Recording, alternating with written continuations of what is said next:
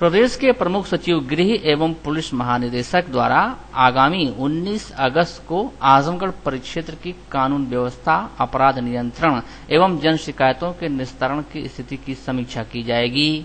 यह जानकारी एडीएम प्रशासन लवकुश त्रिपाठी ने दी। उन्होंने बताया कि दोनों अधिकारी जन प्रतिनिधियों से भेंट करेंगे, जन शिकायतों की सुनवाई करेंगे तथा पुलिस क्षेत्राधिकारी एवं थाना अध्यक्षों के साथ समीक्षा करेंगे। इसके पश्चात एक थाने का निरीक्षण भी करेंगे।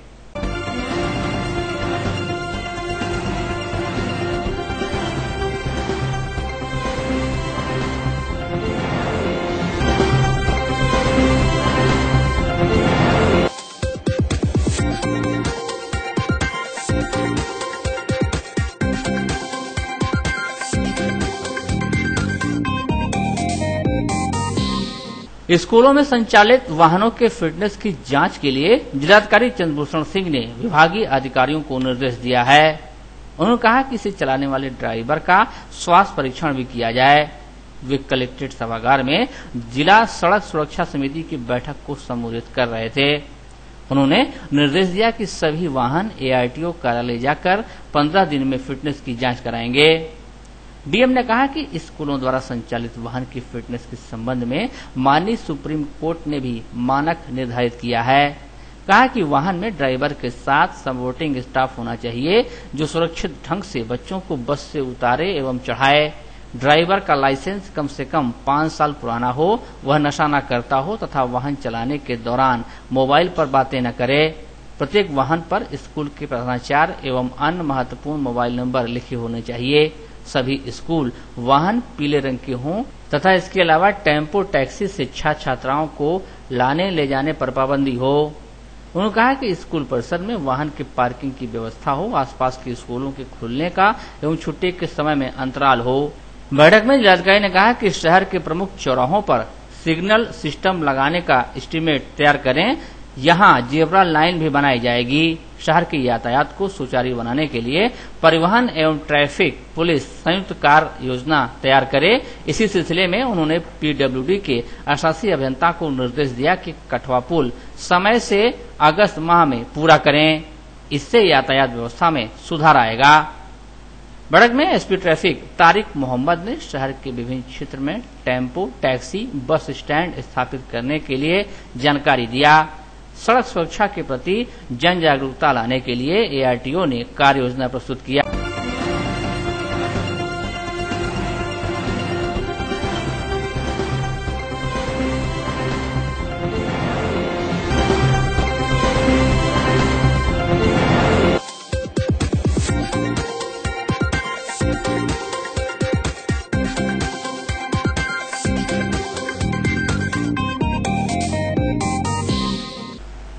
दिल्ली और मुंबई से रेलवे स्टेशन पर आने वाले यात्रियों को अपनी टैक्सी में बैठाकर उन्हें नशीला पदार्थ खिलाकर लूटने वाले गिरोह के शातिर बदमाश को जीआरपी आजमगढ़ ने गिरफ्तार कर लिया है। एसओजीआरपी ने शनिवार को मीडिया को बताया कि गिरफ्तार किया गया हनुमान निषाद अतरौलिया थाने के शंभूपुर गांव का निवासी है। यह बड़े ही शातिराना ढंग से दिल्ली और मुंबई से आने वाले यात्रियों को रिजर्व टैक्सी के नाम पर अपनी कार में बैठा लेता था और बाद में ठंडा या चाय में नशीला पदार्थ खिलाकर लूट लेता था।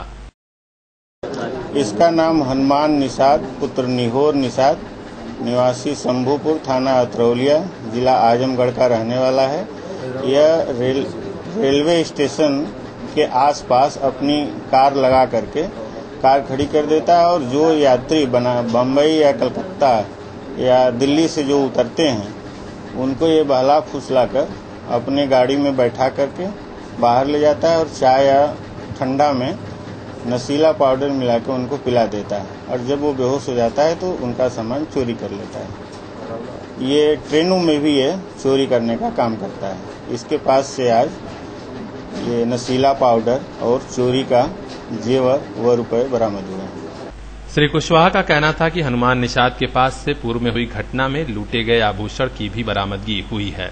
पूर्व में यह कई घटनाओं को अंजाम दे चुका है। इसके खिलाफ आजमगढ़ समेत कई जिलों में मुकदमे दर्ज हैं। गैंगस्टर एक्ट भी लग चुका है।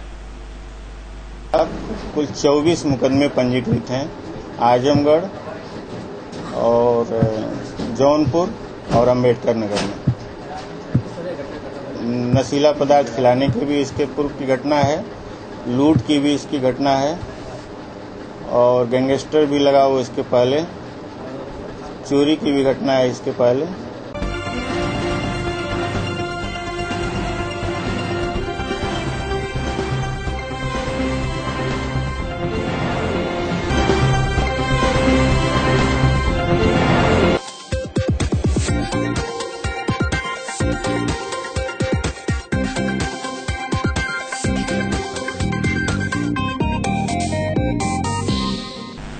अटलस टैंक का अस्तित्व मिटा, पोखरे पर अतिक्रमण करने वालों के खिलाफ शनिवार का दिन काला शनिवार से साबित हुआ। जी हां, प्रशासन के द्वारा जारी की गई नोटिस के बावजूद जब यहां अतिक्रमणकारियों ने अपना अतिक्रमण नहीं हटाया तो प्रशासन की टीम शनिवार को यहां दल बल के साथ धमक पड़ी। तहसीलदार रत्नेश तिवारी के नेतृत्व में जब मैं जेसीबी यहां टीम पहुंची तो अतिक्रमणकारियों को जैसे सांप ही सूंघ गया। प्रशासन से 2 घंटे की मिली मोहलत के दौरान अपना बोरिया बिस्तर समेत लोग पोखरे पर खड़े अपने आशियानों से भाग निकलते दिखाई दिए। 2 घंटे की मोहलत समाप्त होने के बाद जेसीबी ने अपना काम शुरू किया और एक एक अतिक्रमण को जमींदोज कर दिया। अतिक्रमण के खिलाफ प्रशासन की इस बड़ी कार्रवाई से पूरे क्षेत्र में अफरा तफरी का माहौल रहा।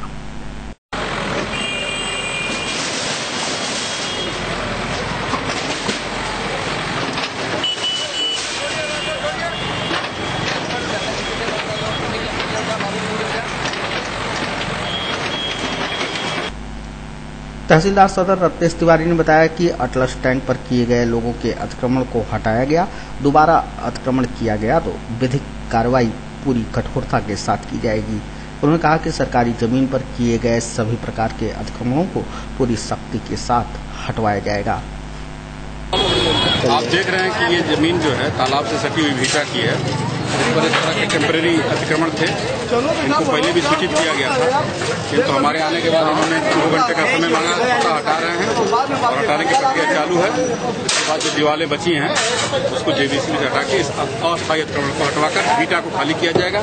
इसके हटने से न केवल यहाँ के आने जाने में मार्ग प्रशस्त होगा बल्कि लोगों को भी यह संदेश जाएगा कि सरकारी जमीन में भविष्य अतिक्रमण न करें।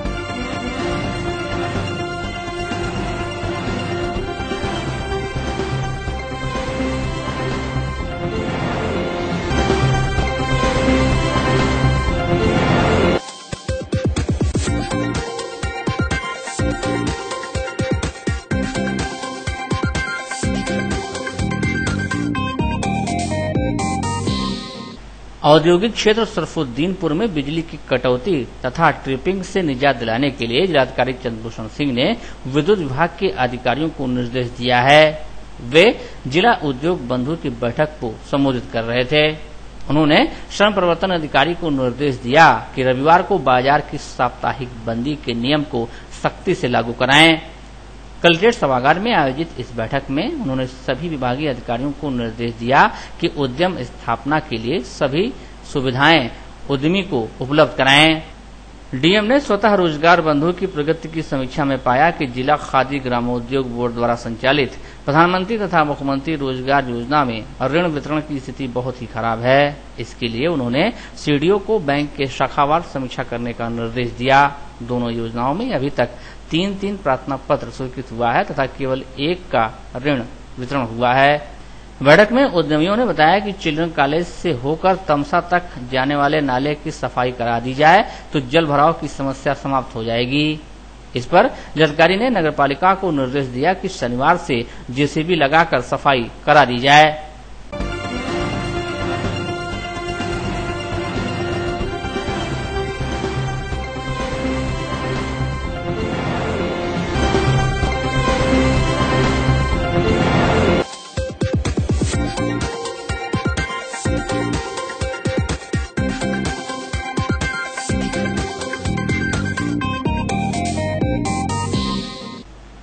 प्रदेश में बढ़ते सड़क हादसों व कानून व्यवस्था को देखते हुए शासन ने प्रत्येक जिले में 28 जुलाई से 10 अगस्त तक विशेष वाहन चेकिंग अभियान चलाने के निर्देश दिए हैं। आदेश के अनुपालन के लिए सड़कों पर उतरी खाकी व यातायात पुलिस की टीम सघन चेकिंग में जुट गई है। अभियान के दूसरे दिन पुलिस प्रशासन की टीम ने सीईओ सिटी सचिदानंद के नेतृत्व में स्कूली बसों, दुपहिया, चार पहिया वाहनों की विधिवत चेकिंग की। पहले दिन के अभियान पर बिना हेलमेट दुपहिया वाहन चला रहे चालक जहां निशाने पर रहे, तो वहीं दूसरे दिन बिना सीट बेल्ट लगाए चार पहिया वाहन चलाने वाले, इसके अलावा सड़कों पर बिना कागजात वाहन दौड़ाने वाले, डीएल के बिना चलने वाले चालक, लोगों लगी गाड़ियां भी निशाने पर रहीं। कानों में ईयरफोन लगाकर वो मोबाइल से बात करते हुए वाहन चलाने वालों को भी विभाग ने पूरी शालीनता से यातायात का पाठ पढ़ाया, जुर्माना लगाया ताकि भविष्य में वे ऐसी गलती दोबारा न करें। अभियान के दूसरे दिन रोडवेज क्षेत्र स्थित लाइफलाइन चौराहे व नरोली तिराहे सहित विभिन्न प्रमुख स्थानों पर चेकिंग की गई। अभियान का नेतृत्व कर रहे सीईओ सिटी सचिदानंद ने कहा कि यातायात नियम खुद की सुरक्षा करते हैं, इनका पालन सभी वाहन चालकों को करना चाहिए। उन्होंने बताया कि अब तक 60 गाड़ियों का चालान कर उनसे 6,000 रुपए जुर्माना वसूला गया है। उन्होंने कहा कि वाहन चालकों को जागरूक करने के उद्देश्य से चलाए जा रहे इस अभियान के अंतर्गत नियमित चेकिंग जारी रखी जाएगी।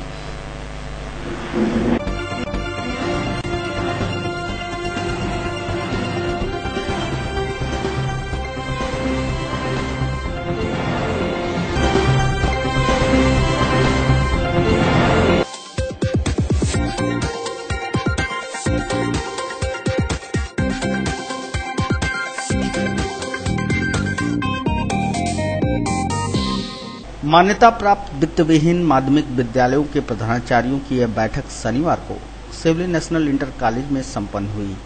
बैठक की अध्यक्षता करते हुए जिला विद्यालय निरीक्षक डॉक्टर विनोद कुमार शर्मा ने शासन के निर्देशों व योजनाओं से प्रधानाचार्यों को अवगत कराया।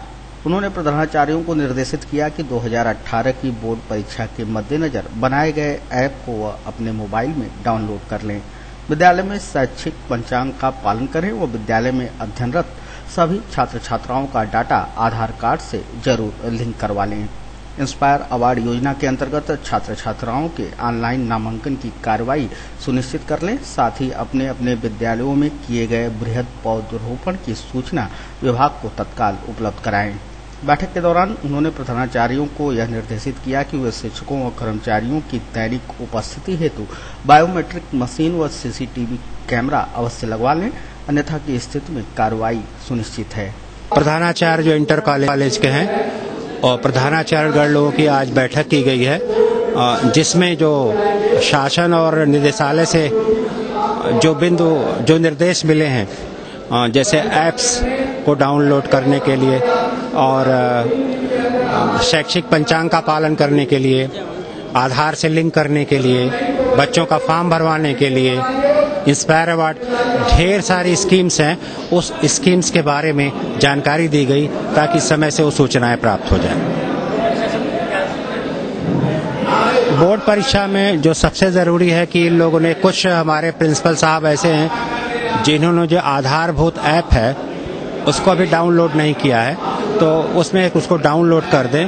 और बच्चों का जो ऑनलाइन आवेदन फॉर्म भरा जाना है उसके बारे में कहा गया है कि बच्चों का समय से ऑनलाइन आवेदन फॉर्म भर के वो फॉरवर्ड कर दें, भेज दें।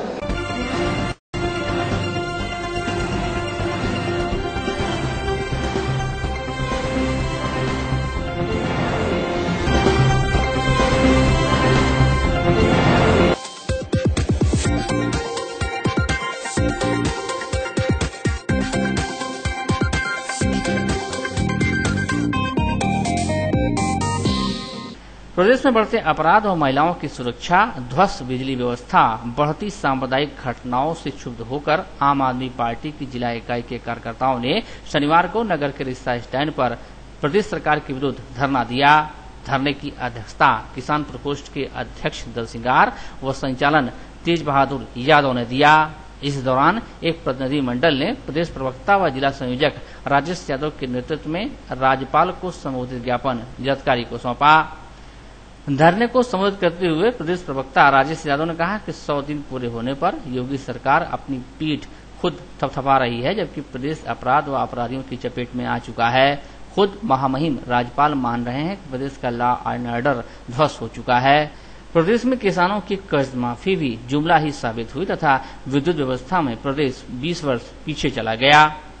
नगर अध्यक्ष तेज बहादुर यादव ने कहा कि भाजपा की सरकार में नगर पालिका कमीशन खोरी का अड्डा बन चुका है।